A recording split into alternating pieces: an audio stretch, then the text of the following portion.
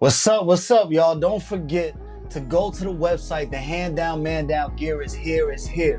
Go to thatman.store. Matter of fact, you can click the link in the description right now and it'll take you right there. Go check it out, man. And a special shout out to my middle son, Jet, who is the creative designer of all the shirts that you're able to take a look at. We appreciate the love and support. Check it out.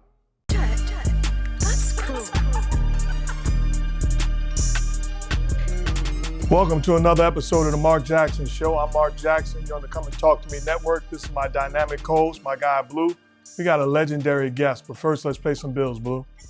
I got you, Pops. It's a big day. Shout outs to Underdog Fantasy. Go ahead and click the link in the description and use the promo code MARK. They're matching the first time deposit over to $1,000 and you'll get a special pick. Don't forget to go use that right now. We appreciate y'all. Also, don't forget to like, comment, and subscribe. And also go check out my page, BLUU Jackson, on YouTube. I got a weekly vlog coming out and some other information for y'all. So yeah, Pop, sorry to self-promote, but back to you.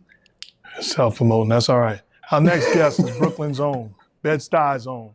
4-time Grammy nominated, 7 studio albums, 11 mixtapes, millions sold, NBA 2K song. He's a legendary hip hop artist and one of the GOATs in the rap game. Fabolous, the one and only.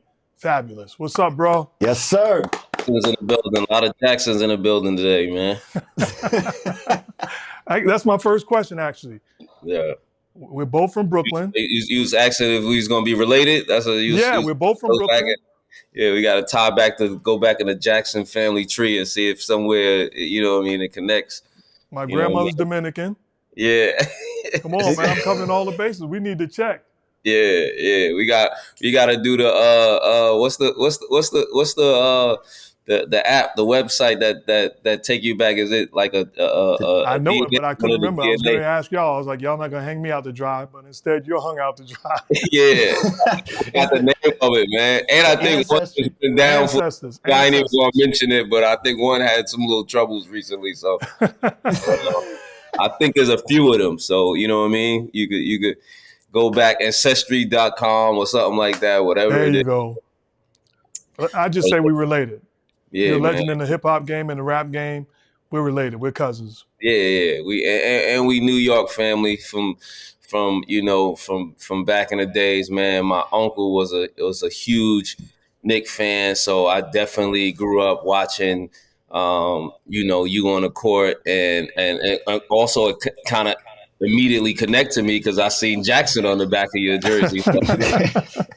Yo, that might be my cousin right there. You know what I'm saying? So. I was waiting for when you had a million jerseys coming up. I was waiting for you to wear my jersey. I'm like, you got Brady, you got Walter Payton, you had everybody. Who Knicks did I have though? I definitely had Hewen. I definitely had a Mason. I don't really think for some reason I don't think I had many jerseys, and a lot of the jerseys too were being sent to me.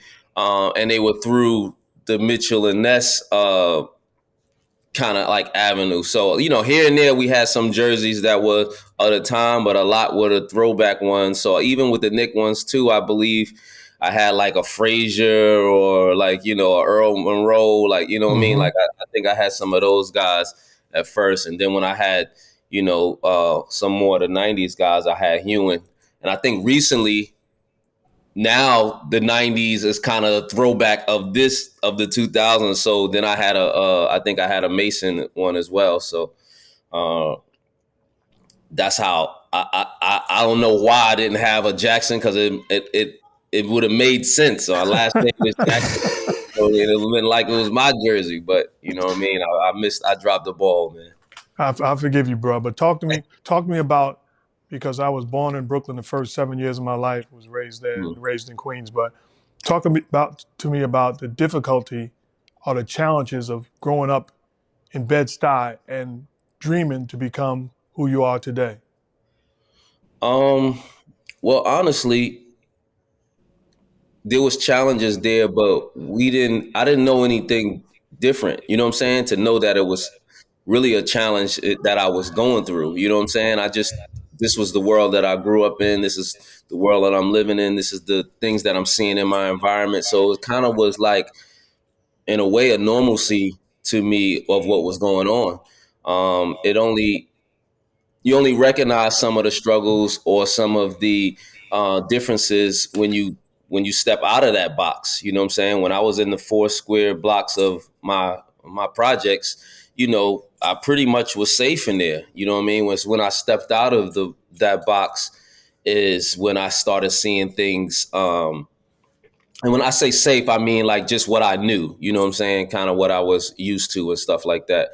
But when you stepped out of there, then you're in another world and you seeing things that people don't know you. You don't got that community structure of everybody kind of knows you in the neighborhood. It's other things you have to go through. So a lot of the growing up in Brooklyn, it was the challenges was there, but I didn't always recognize them while I was inside of of of the challenge. You know what I'm saying? You kind of like, once you step out and you look back, or even now in hindsight, you look back at things that were going on, then you could, recognize where the challenges were and some of the struggles were. But sometimes in it, you may not have always known what was, even down to, like, let's pick a single mom. Everybody in my neighborhood was just growing up with their moms. It wasn't that many father figure or households with fathers in them, so it wasn't looked at so deeply.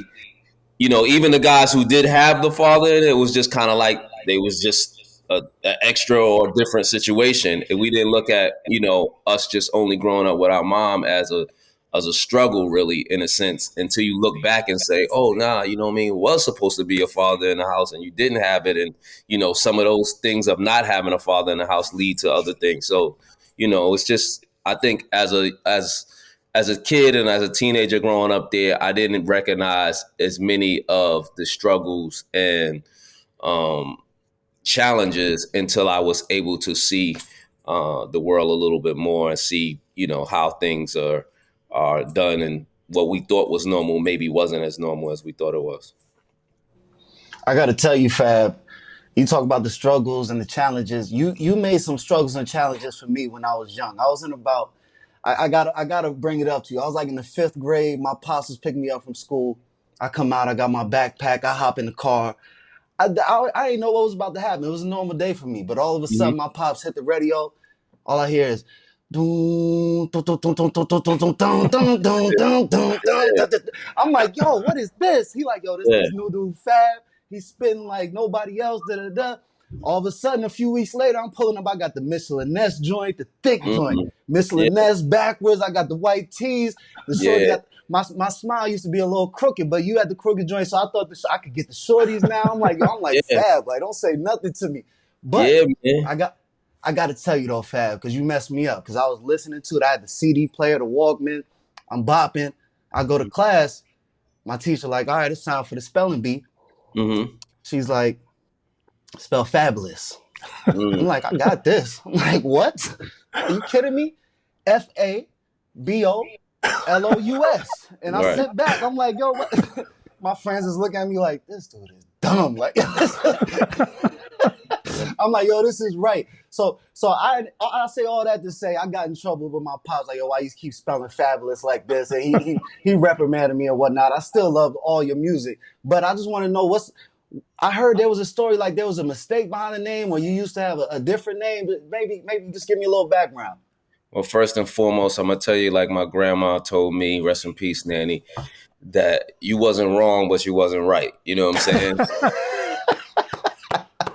Sometimes it's two answers to a question. You know what I'm saying? So what I mean, you provide the answer she was looking for, but in your world of what you was listening to and what was being spelled in front of you, that's how you spell Fab. And it wasn't wrong, because there is a Fabolous who spells his name like that. There we go. But yeah, the name actually, I think I spelled Fabolous in one of my raps to DJ BLUU, and at the time it wasn't really my name. I was just kind of like saying it just rhymed with vocabulous. So I was the fabulous vocabulous. I was trying to just metaphorically say this, and then I think that I spelt it, but it had a better ring with me saying Fabollo instead of Fabu. It just didn't ring. It just didn't have that same ring. And I think from him mistakenly thinking that was my name, and now me kind of taking it on as a moniker or my name, that's when I changed the lettering because of the way it had a ring to it with just putting as a O. And I've heard that many times, you know what I'm saying? If you're going to let me teach your kids how to spell, I guess then, I got to take the fault on that. You know what I He mean? talking to you, Pops. He threw a shot at me. No, it's the teachers, man. You know what I'm saying? They supposed to be teaching y'all how to spell that. You know what I mean? But yeah, I've heard that a lot, man. I heard people tell me a story of, they thought that's really how Fabulous was spelled, or they had to spell the word and used it to, sound it. Even from hearing it, you'll sound it out in your head and just be like, because that's how the mind works. Just even like, a jingle, the ABCs is put in jingle form so people remember it. You know what I mean? So Yeah. that's, I think my name kind of like connected with a lot of people, just the way me, Fabollo, people will just remember that in their head and then they spell it that same way. So, I, I was also trying to separate my name from the word as well. You know what I'm saying? So I didn't want, if you writing it down, one looks different from the other because one is the name and one is the actual word. You know what I'm saying? Same, I guess, with a Ludacris or somebody else who has a name that's a word. You know what I mean? You kind of want to distinct yourself as well. So that was all that came into play too. yeah. Now, trust me, I understand. I go by BLUU with 2 U's. I get it. Mm-hmm. But I Yeah, also heard. you would be getting mixed up with BLUU the color a lot if you had BLUU. I'll let you know. It would be a lot of, what I mean, who BLUU the color or BLUU the, oh, okay. Yeah, it'd be a lot of miscommunication. So, you know what I mean? You're doing right. Wait, but I heard though. You said you spelled it a few different ways and it ain't roll off the right way. No, I So spelled I it the heard right you. way and it didn't roll off the right. It like at the Fabu, it just didn't roll Nah. the same. You know what I mean? Like it just Yeah. didn't roll the same way. And I'm a rapper, so I'm finding ways that it could melodically or in the flow of the song or the flow of my rap work and Fabollo, because the BOLO rhymed also. So you know what I mean? Like I that's where it connected for me. So I was like, all right, I'm gonna go with that way, and then also separate from the word as well too. Did you ever used to be like SPORT when you was going by sport? It don't got the same ring. I never spelled, and there's sometime I think there's in the rhythm of spelling or the rhythm of just rapping too, it's on the 4. So sport is 5 letters. It just doesn't have the same boom, boom, Yeah. boom, boom. You know what I'm saying? So that's why it just never worked. I never even, honestly, I never even tried to spell sport. There's no example of me trying it or not. I just knew it didn't work. Nah, And even that was a name the change for the letters right better. there, it just SPOR. It just doesn't. It don't got a ring at all. You know what I mean? It actually sounds like you fumbling over a word more than spelling it. Yeah. Well, as a fan, I want to thank you personally for making an executive decision and going with Fabulous instead of sport. What a wise decision. Yeah. You changed Then I would history. have had to, then sport versus a real actual playing sport would have came in the, it was just, then I'd have had the same problem there too. Yeah. But let me ask you a question, because you shouted out your mom. She had 2 jobs and really was impactful in your life, in the life of your family, making things happen and a sacrifice. Can you touch on that? Yeah, my mom, one thing when we was talking about single moms, my mom always made sure that even though we were in a single mom household, that she provided for us. And I didn't see a lot of the same. That's why even when you discussed the struggles, I didn't see a lot of the same struggles that even some of my friends had, because my mom was, a full-time working mom. And, she always kept a job. She kept a steady income. We wasn't racked up and blowing money fast, but we had the things we needed. My mother would provide, clothes and food on the table, clothes on our back, shoes on our feet. We were in a comfortable space, and she always made sure of that. You know what I'm saying? No matter what she had to do, and that's where I learned, like, just the being able to provide and making sure that's priority, even no matter what is going on, as far as, being in a relationship, or anything.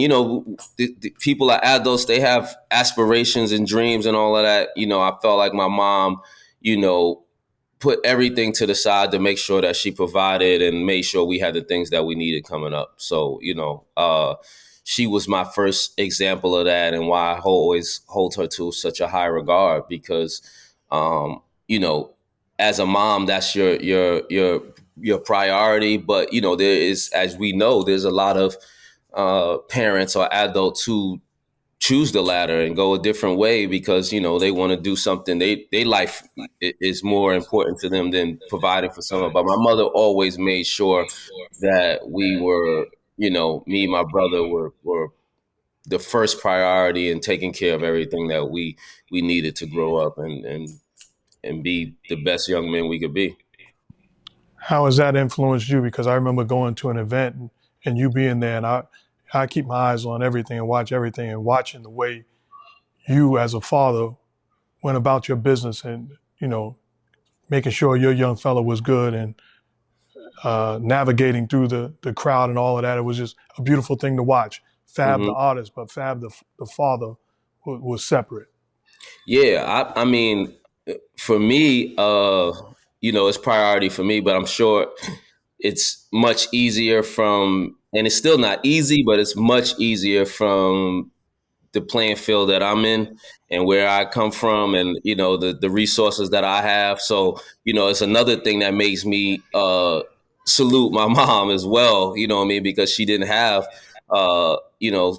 even just the financial support that I have, and the resources that I have, but she was still able to provide for us and make us appreciate everything that we were getting and seeing as well. So I try to, in my space, take a page out of her book, um, as far as putting them and making them priority, and making sure that, of course, I'm doing what I'm doing to provide for my family, but just making sure that they um, enjoying the time spent, enjoy and appreciate everything that's being done for them to become great young men as well.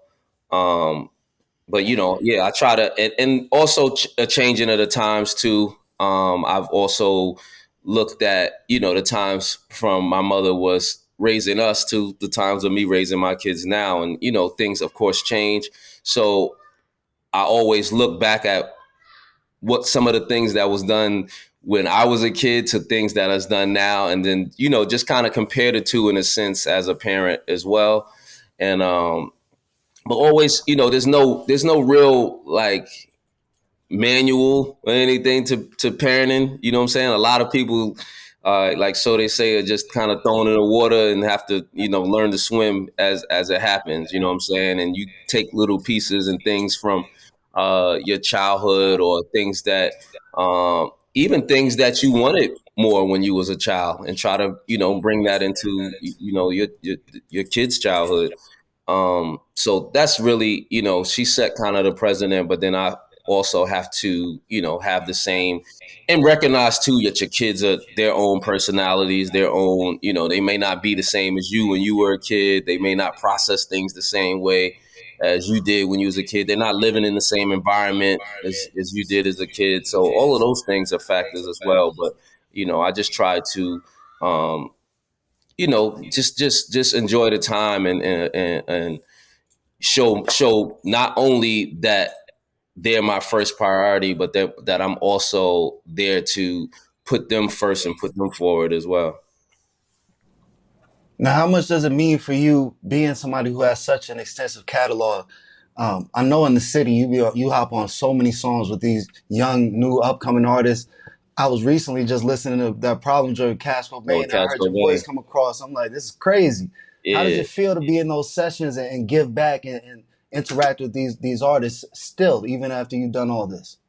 Well, I like to be able to still connect with some of the younger artists. I'm still a fan of the music. I'm still a fan of a lot of, the younger artists coming today, not just, people from my time or before my time, the people that I grew up listening to, but, just watching as music is evolving, watching how it connects with my children, how we just were talking about the kids and, they connect to the song. So sometimes they'll put me on to something or, play something for me, even whether it's good, whether I like it or not. You know what I mean? I might be like, nah, I can't get with that one. You know what I'm saying? And same way when I play stuff for him, you know what I'm saying? I'll play him some stuff, and sometimes my son be like, nah, man, that's some old school right there. So, so, it's still.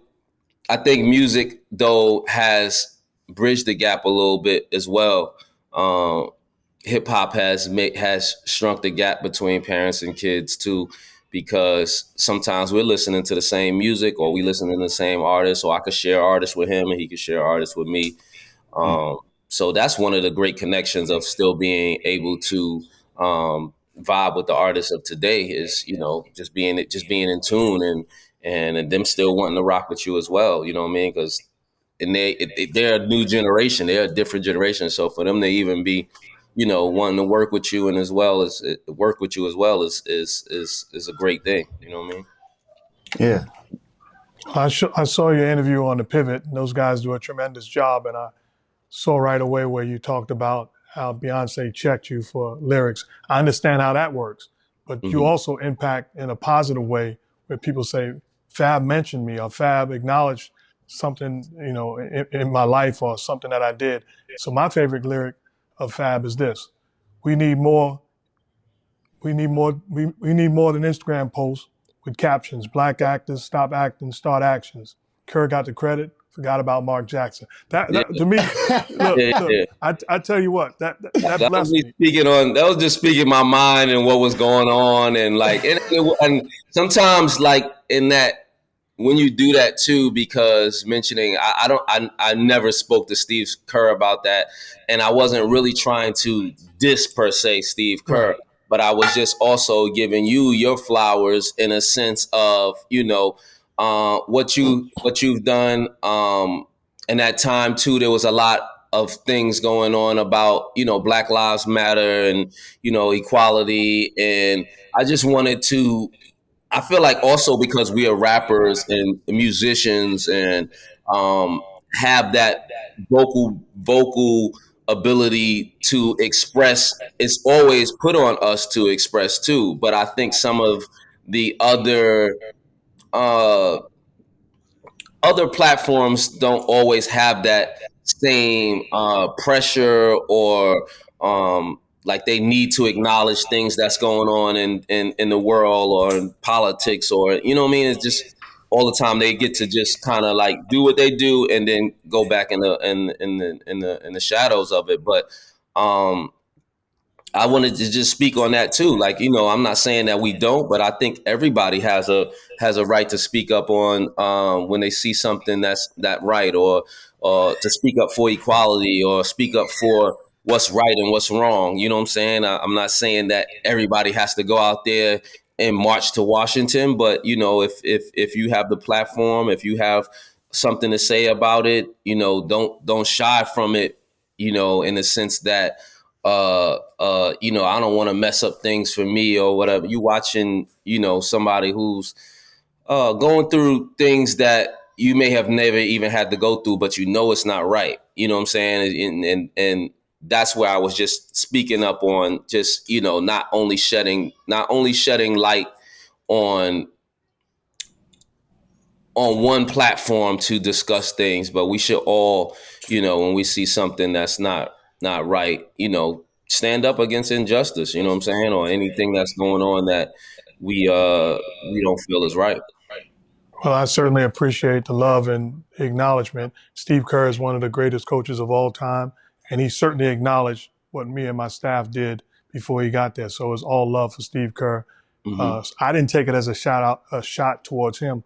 I took it as a shot towards the people that forgot what took place prior to. So I Right. appreciate the love. I definitely Because, appreciate it. because too, like you saying too, the Warriors grew as a franchise, as a public, like, you know, like a team that start winning, they're more in the spotlight now. So I was just really highlighting that too. Like a lot of people just jumped on. There's a lot of people, even down to my kids. You know what I mean? They just knew they didn't know Warriors from Steph's rookie season, or even BD and the Stephen Jackson era. They didn't. A lot of guys didn't even know much history on the Warriors if you weren't probably in the Bay Area or so. You know what I mean? So that's what that was shouting out too. Is like, there was gradual steps to get here. There was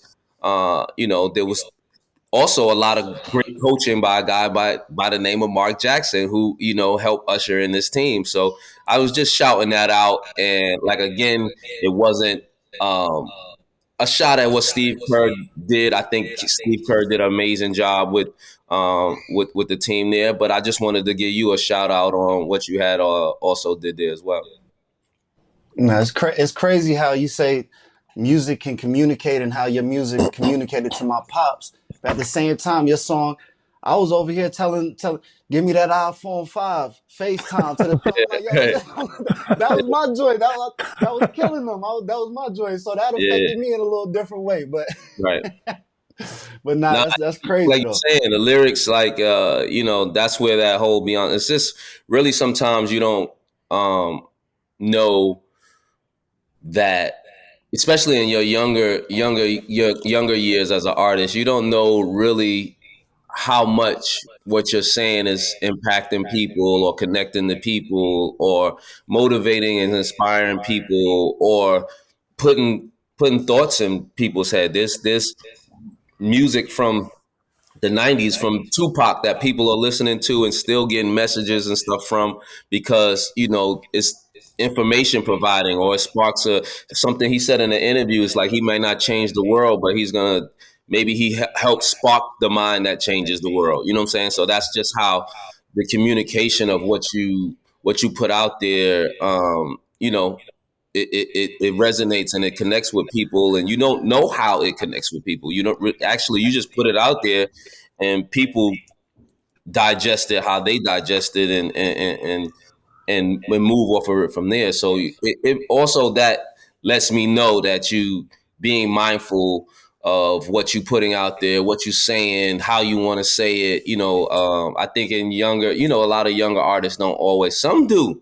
There's a lot of, in this era too. There's a lot of young guys who are mindful of what they're saying and how it's digested, and how people are moving around off it, how it impacts the culture, how it influences other young people, not just artists or in the music scape, just how people think. You know what I'm saying? So I think that's all a good thing. I don't like that sometimes it's placed blame, because like you could say one thing and people can comprehend it as another thing. You know what I'm saying? So I don't think all the time what you say should be blamed on the artist per se.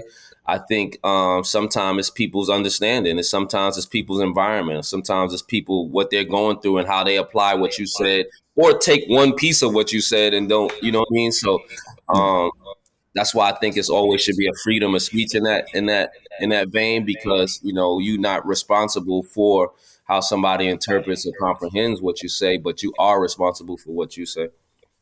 So Fab, what artists impacted you coming up and maybe molded you with who you become? Honestly, it first started with the guys that I could see that were from the same walks of life or neighborhood as me. I would say that was like Big Daddy Kane is first. I would say Biggie. I would say Jay-Z. those three guys gave me a realization that somebody from my walk of life or from my neighborhood could be successful in music or in hip hop. And because, there was plenty of hip hop artists, but in that time it wasn't like where the internet is and everybody can see everybody and everybody's connected in that way. It was kind of like a thing where if you didn't have a way to get in, you weren't in. So me seeing people who, maybe Biggie lived 10 minutes from me, or Jay-Z lived 12 minutes from me, and where they grew up, that's what let me know that, okay, it's in my environment. You know what I mean? You can become successful, or you can be recognized from this area. And those were the initial, but then I also got into the music and the styles of it. LL was a guy that I looked at, because not only was he able to go toe to toe with you lyrically or rapping, he also could make records for the ladies, and ladies, appeal to him because of his style. And, so I picked up a lot on that as well. Being able to um, still be a rapper that you respect on lyrics and how he moves as well, but actually still being able to cater to a female base as well. I took a lot of that from him and Kane as well. I feel like Jay had that in a sense, maybe not all the way down to trying to um, cater his style, but was able to make his style appeal enough that both sides would recognize it. And uh, between LL and Nas is another one that I grew up listening to. But I also took a lot of, New York was at the time too a gumbo of hip hop, so I even took a lot of like the Wu-Tang Clan and their I think the uniqueness of them being an artist, each a group, but each artist were kind of different in a way. You know what I mean? And they came together and formed Voltron. But if you separated each one of them, they had their own style. And back then New York was also kind of like a space, hip hop in general, but definitely New York was a place where there was so many different styles, and everybody had to come with their own flavor and be recognized. And I think that's where the fanship in the '90s of hip hop grew, because in the '80s I felt like it was kind of a little bit down one dimension, because I was just growing and just becoming itself. But I think in the '90s we started getting way more flavors in it. We even down to regions, you know what I'm saying? From the West Coast to South to everywhere had their own flavor that they were adding to this pot of hip hop gumbo, you know what I'm saying? And I was fortunate to grow up in that time too, and kind of like look at that, but then apply that to myself as well. Like I wanted to, I had these guys that I looked at their styles and said that's styles, but then I still had to be myself. I still had to create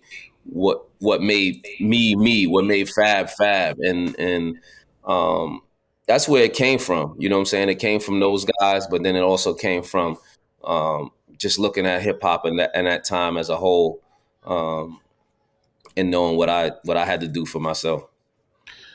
Talk to me about how important it is to be ready.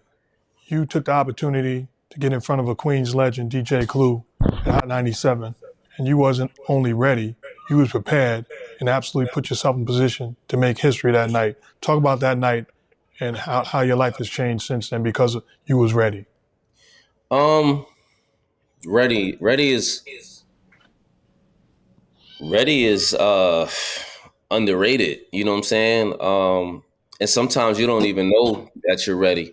I think ready is also a mentality of for whatever is to come, you have to rise to the occasion and put your best foot forward. I could have put my best foot forward that night and nothing could have came of it. But I would walk away knowing that I had an opportunity. I put my best foot forward, and now the rest is in the universe. If something happens from it, I could be content with that. I put my best foot. I didn't shy away from it. I didn't turn it down. I didn't crumble under the pressure of the opportunity. I gave it what I gave it. I gave it my all, and that's what being ready is about. To me, it's just really staying prepared, staying mentally prepared, staying um, ready to rise to the opportunity and the occasion. Now as times change, we've gone from CDs and hard copies now to different streaming platforms, and it's just changed. There's so many artists now. I'm an up and coming artist myself. I want to know, what advice do you have for people who are trying to make an impact and get their music heard? I think you have to continuously um, put yourself out there. I think we have the luxury now of the platform of the internet, streaming, and social media. So those three outlets are a complete circle of discovery, um, marketing, promotion, and I think you have to use just those three things alone. There's many other avenues, but I think those three things alone um, give you the opportunity to go to the next level with just people just hearing you, just people tapping in, to people acknowledging you, to people discovering you, for people sharing you, for people really diving into what you're trying to bring to them. Without you, sometimes you could put it out there and then people will discover it on their own. All you're responsible for is putting it out there, making it available, making it discoverable, and then like from there, the next step is promoting it and marketing it and connecting it to where you think it could work, or who you think it connects to, or who's curating a base that this would work for. So I think the best thing I would advise is to make yourself available, make yourself discoverable, make yourself seen. And I think that's the first step to the next level of being creating fans and creating fan base and people tapping into your music. They can never tap in if you don't put it out there, if you Right. don't get it there. You can also, even down to, it doesn't even have to be you at your best state. You can continuously work. That's the funny thing about the internet too. There's people that gradually grow. There's people that gradually get better. There's people that gradually people watch them from, it's a lot of artists that a lot of people just see the success overnight, but then there's certain fans that have been like, nah, I've been following this guy since 2017. And I remember when he was, going recording himself on YouTube, and you know what I mean? Like there's plenty of people who go through those stages. I think the only problem is that with the internet, a lot of people do catch on to things when it's already developed, and it kind of fools people to think that it's just you snap your finger and then one day you're big, you're famous, or there is, and don't get me wrong, there is these like viral sensations, but there along with those viral sensations too, there is people who put in a lot of work, put in blood, sweat, and tears. Uh, there's viral sensations that have that behind it that you didn't even know until they went viral. You know what I'm saying? So I would say just get it out there, man, and try to make yourself discoverable. And once you get it out there, then you start figuring out where does it where does it need to be? Where can you push it? Which directions do you go once it's out there? You know what I mean? And you just keep building on it. That's really the only recipe that I can see in this generation, because because of the outlets that's there. Just really just building on what you, once you plant your flag, just build on it. That's great advice. Thank you, Fab. Who wins a one-on-one between you and DJ Clue?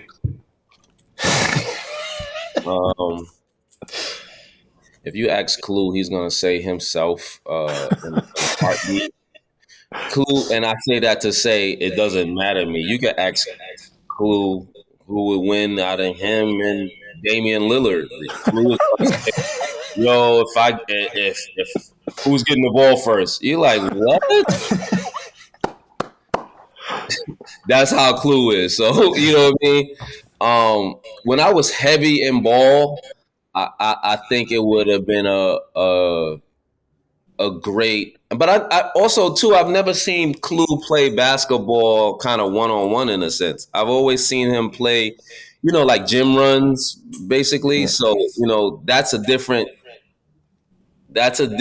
avenue than playing somebody one-on-one.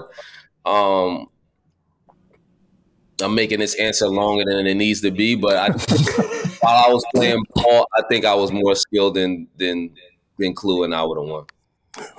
That's not going to be the end of that topic. We know he's going to respond.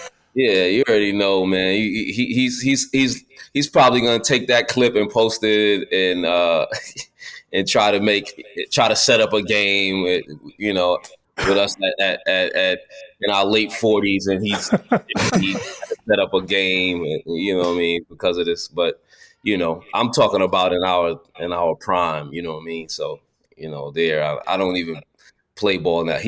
Clue's probably still running around playing guys, and like he loves basketball as even like a recreational like workout. So he's definitely still playing ball. I'm not getting ball, and I shoot around with my kids. You know what I mean? Like that's as deep as ball goes for me right now. Let me ask you, we saw Michael Jordan in Portland knock down threes and give a shrug. Is there such thing as a rapper's zone, where a rapper gets into his zone and basically does things that's out of the ordinary? Yeah, I think when rappers find themselves and they niche, I think, and then there's times where like artists will, like they say Lil Wayne had a time where he was, doing all of these features, and he just was in this like zone for himself. And I think the same thing happens sometime. I've heard about the magic of Hov creating albums in 2 weeks or something, you know what I mean? Because he just gets in his pocket and he knows what he wants to talk about. Hov is very direct in that. If you've been listening to Hov's music over his career, you know that he knows what he goes in there knowing, kind of, he puts it together in his head, goes in there and just knocks it down.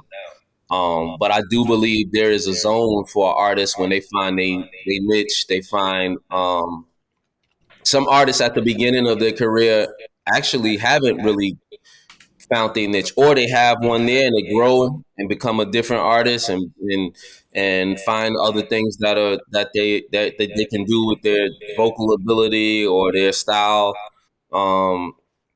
There's certain artists that come out young and fall back and then come back and have another style or another run as well. So I do believe there is a zone for artists where they catch their niche and what they do well and bank on it. You know what I'm saying? Well, Pops, I know the elephant in the room. I'm going to go ahead and say, I don't know what questions you got, but the Knicks is back, man. We got Cat. We back. I don't know what questions you got to ask, but I'm going to just go ahead and throw that out there. What's up, man? We back. I was using Dante though. I understood the Cat move because of their big man situation. I know they lost Hart, lost him to OKC, and I know Mitchell Robinson is coming back off an injury. So I think that they needed some big man relief in there. I didn't want to lose Dante. I was fully in support of the Villanova Knicks, and getting a run out of, especially now that they added Bridges. So I wanted to just see how that was going to run. But I guess you when you got to make a move, sometimes there is a part of it that you don't really want to do, but it's a sacrifice you have to do. So I guess I had to look at it like that. But I do like the squad. I do like their energy going into this year. You know what I'm saying? Especially after last year's run. So that's another reason why I was eager to see. I felt like they gelled really well. I felt like Dante definitely stepped up when even Brunson had his injury, and he had to be the guy who was putting some points on the board. He rose to the occasion. You know what I mean? He was ready. You know what I mean? And uh, uh, it seems like he's not going to be rewarded, but it might. You never know. You never know down the road what that leads for him as well. It might give him another opportunity somewhere else. Um, and sometimes you being ready at the moment isn't securing something. It's just you about the moment. You know what I'm saying? Sometimes it's not about the future. You being ready is about you being ready at the moment. So yeah, I'm excited for the Knicks this season and see what they do as well, though. Is there any similarities in the music business when you think about Julius Randle? Does everything possible to put the Knicks in position to turn the corner, fights back injury, and then gets traded, and now he's somewhere else. Is that similar to the way the business of music, as far as you can deposit so much that all of a sudden it's on to the next one?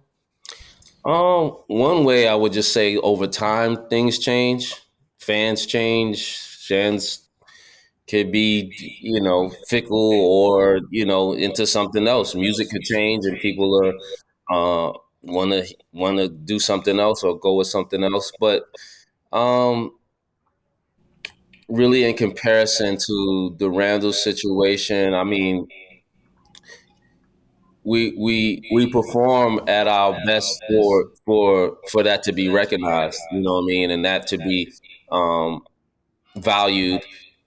But you can't you can't say how it's going to be recognized or valued.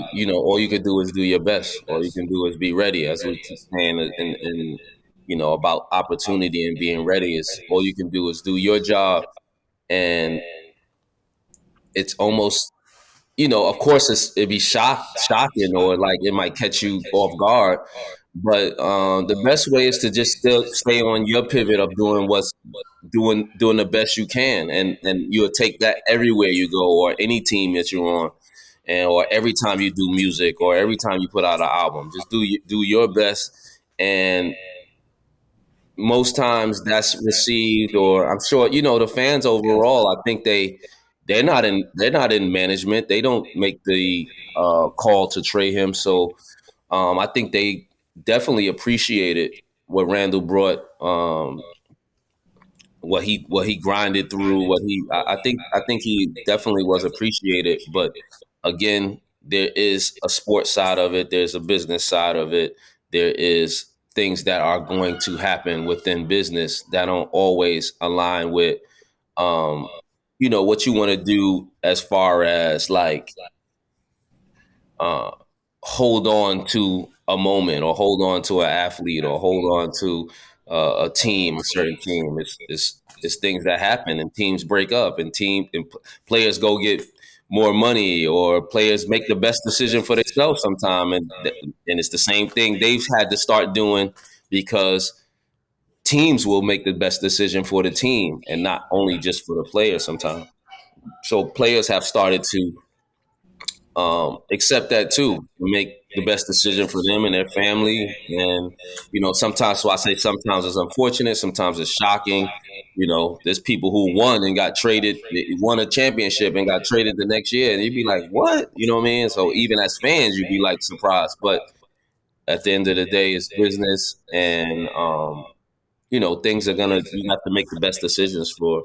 Um, the team and for the athlete has to make the best decision for himself. Couple more questions. Appreciate your time.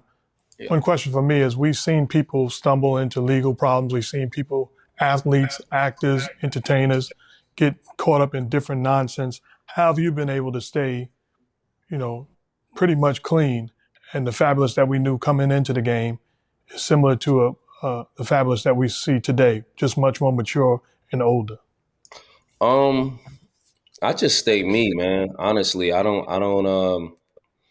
There's a lot of things that go on around the world and in your environment, but you have to try to stay who you are and not let everything that's going on around you um, dictate who you are or change who you are or um, just alter what you do and what you bring to the table. I think that um, before I was a rapper or any person of fame or anything. I was just the person that I am. And I've always locked into that. I've never really tried to let fame or success or money or any of those kind of things take me out of the person that I've always been. You know what I mean? And um, for a lot of people, that's easier said than done because people are influenced. People have get into a different world, get into a different atmosphere and environment, and sometimes their environment can change the person. Can you have to adapt to the environment? But I've always, been able to adapt to the environments that I'm in, but still stay true to who I was. Like I said, my mom raised me in a single mom household, but also taught me a lot of things that still as an adult that I can look back on and say like these are those were life lessons to teach me of who I am and not let me become something that I'm not. Well, Fab, what's your thoughts on rap beef? Rap beef, in the space of in the music, I think it's competitive rap beef. I think is in the space of the music. I think it's dope. I think competition is always brings a higher level of playing. I think the same thing when on the courts or on the field. When there's a little animosity or a little competition of I'm better than you or I'm going for the W and whatever that is. I think that is healthy in a sense of competition. I think it builds stories, builds storylines, it builds it also builds character, even as a competitor. You know what I'm saying? I think, if you have kids and they go out and play sports, there's certain kids who are going out there and playing sports for fun, and there's certain kids who are going there and then they like, yo, I want to win. I want to, you know what I'm saying? Like Yeah. they're determined to win and they'll do whatever they have to do. You can see it sometimes, even in, kids' demeanors or something like that. That's from a very young, even age. So with rap beef, um, on a music side, I think that um, it raises the level of performance. I do understand that sometimes because this is a vocal thing, it's not a performance sport as far as like physically performing. Vocally, certain things can be said or done that people don't agree with. People look at as disrespectful. People respond to that. People around them respond to that. And sometimes, of course, there's been things that happen or transpire from rap beefs that aren't good for uh, the sport of it or the performance of it. And those are the unfortunate parts of a rap feud or a rap beef. You never want to see somebody, especially, it's is really music. You know what I'm saying? It's really supposed to be an art form. So you never want to see somebody end up getting hurt or losing their lives. There's been a few instances that we've, you know, should have learned from. You know, the Biggie and Tupac situation, but all the way from back then, it was an example of words being taken and stretched so far that it even turned into like a East Coast West Coast beef. It wasn't even just between the two uh, artists anymore. It became a thing that was deeper than the artist, and that's how, scaling back to when I said you have to be mindful of what you're saying and how you're saying it and what you're doing and how you're doing it. I think that's what you have to recognize within rap beef. But I think on the music side of it, it's always, raise the level of performance. It's entertaining. We saw, a recent Drake and Kendrick's rap beef, and nobody was hurt in the situation, but I think it was entertaining for the sport of hip hop in a sense, in the competition of hip hop, and two guys who maybe had some stuff that they wanted to get off their chest, got it off their chest, and we got as fans, we got a great moment in hip hop from there. Hopefully, it stays to where it was as far as music is, and we move forward and still enjoy both artists' music. Yeah, I certainly enjoy the competitive flow of artists. I look at relationships that you have, like for example with Jadakiss, clearly competitors from fan bases as far as who's nicer. You're two of the greats to ever do it, but the respect that you have for one another is what it's all about. You can compete Hmm. when you do a track or he does a track or you do a verse or whatever, but the respect is an example for so many to learn from. Yeah, I think there's different levels of competing, whether in sports or whether in music. Sometimes people get on the songs together and they're competing against each other on the song. Sometimes it's a competition of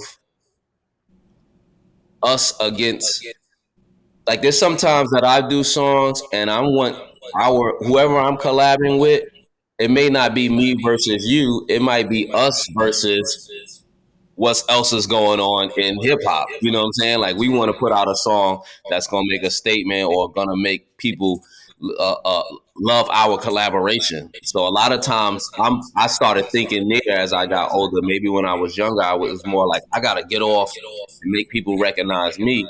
But also, when you start making songs or making hit songs or making songs that you want to go out in the world to become a more recognized song, then you like, all right, what can we do to make this song great?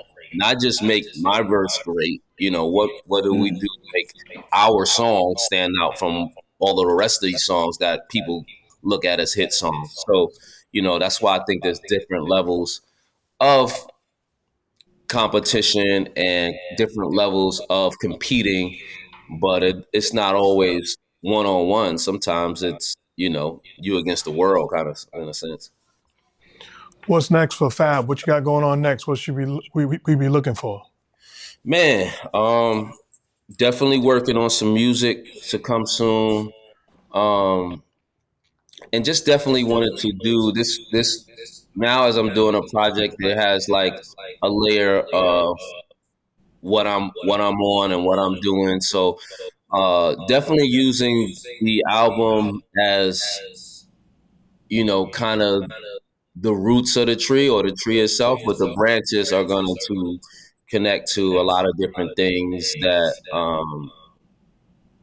I want to explore or introduce the world to as well. So that's what I'm just working on now and putting together and kind of finalizing in a minute. I also had to, before getting to that level, had to work on business on the side. Also me being an older artist, just making sure business is in line.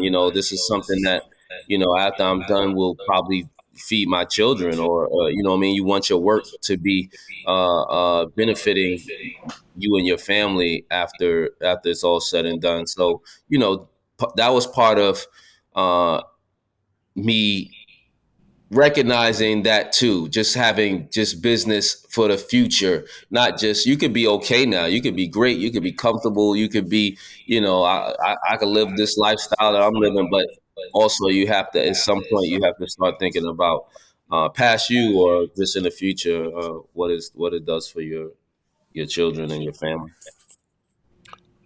Last question, $1 million question. Who is your GOAT basketball player? My GOAT, well, I kind of got three GOATs. First GOAT is Michael Jordan. I think he just raised